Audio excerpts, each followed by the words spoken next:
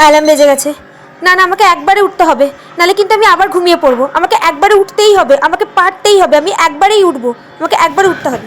পেরেছি, আমি একবারে লেপের তলা থেকে বেরিয়ে পড়তে পেরেছি। জাস্ট একবার অ্যালার্ম বেজেছে আর আমি বেরিয়ে গেছি লেপের তলা থেকে। ইয়েস! জিও জিও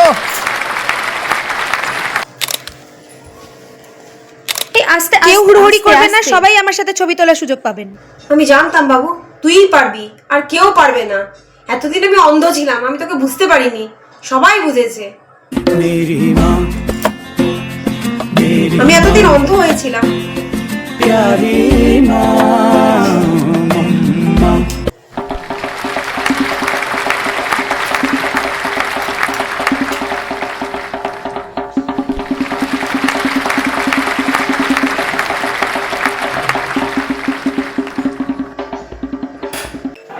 ম্যাম, সবাই আপনার সাথে অটোগ্রাফ নেবে বলে বাইরে ভিড় জমিয়ে ফেলেছে। কি করবো বলুন তো, একদম পরিস্থিতি সামাল দেওয়া যাচ্ছে না।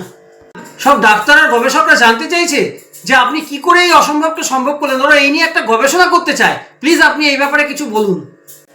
আসলে কি বলুন তো, আমি নিজেই বুঝতে পারছি না যে আমি কিভাবে একবারে এই শীতের সকালে কম্বল থেকে উঠে পড়তে পারলাম। আমি সত্যি বুঝতে পারছি না, কিন্তু হ্যাঁ, এই সমস্ত ক্রেডিট আমারই হার্ডওয়ার্কের, আমারই ডেডিকেশনের। আর কি বলবো আপনাদের।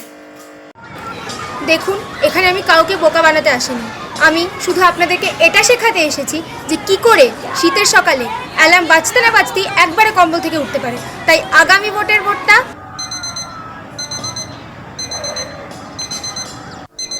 হে ভগবান, অ্যালার্ম বাজার পর আমি আবার ঘুমিয়ে পড়েছিলাম, উঠতে পারিনি। উফ, শুধু শুধুই এত ভালো স্বপ্ন দেখলাম।